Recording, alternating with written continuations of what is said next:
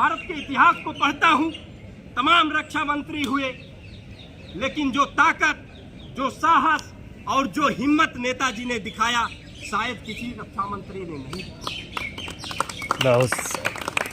हमारे देश का जवान, भारत का जवान सबसे बहादुर है।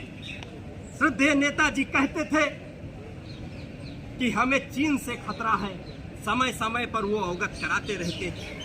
ये भारतीय जनता पार्टी जो खोखले राष्ट्रवाद की बात करती है, राष्ट्रवाद के नाम पर सरकार में आती है, लेकिन जो साथी यहाँ बैठे हैं जानकारी होगी कि चीन कितने किलोमीटर भारत की जमीनें छीन लिया।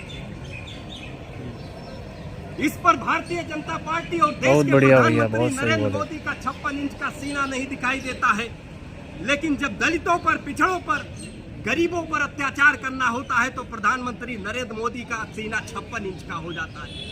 मुझे याद है श्रद्धेय नेताजी जब देश के रक्षा मंत्री थे, चीन से लेकर शक्तिशाली देश अमेरिका से लेकर तमाम वो देश भयशक में थे कि भारत का कोई ऐसा रक्षा मंत्री बना है जो इतना गंभीर और त्वरित निर्णय ले सकता है। ऐसे देशों में नेताजी, और जब नेताजी चीन के बॉर्डर पर ग्लेशियर पे गए, सुरक्षा की दृष्टिकोण से उनको मना किया गया, लेकिन नेताजी कहे नहीं।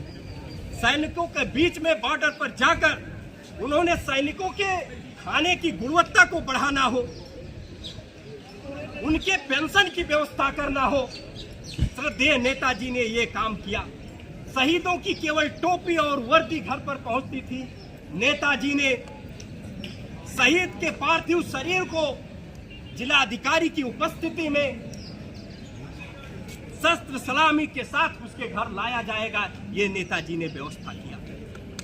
आज भारतीय जनता पार्टी सैनिकों के नाम पर राजनीति कर सकती है, देश की सुरक्षा के नाम पर राजनीति कर सकती है, लेकिन देश की सुरक्षा पर समझौता करती है भारतीय जनता पार्टी। नेताजी ने ऐसा कभी नहीं किया। साथियों, गांव, गरीब किसान, गुरबे, मिट्टी के बर्तन बनाने वाले, जूता पॉलिश करने वाले, कपड़ा धुलने वाले, बाल काटने वाले, नाई धोबी को जो जीरो से उसको हीरो बनाने के लिए नेताजी, श्रद्धेय नेताजी ने तमाम उन मध्यम वर्ग के लोगों को मुख्य धारा में जोड़ने का कार्य किया। ऐसी महान शख्सियत नेताजी ने।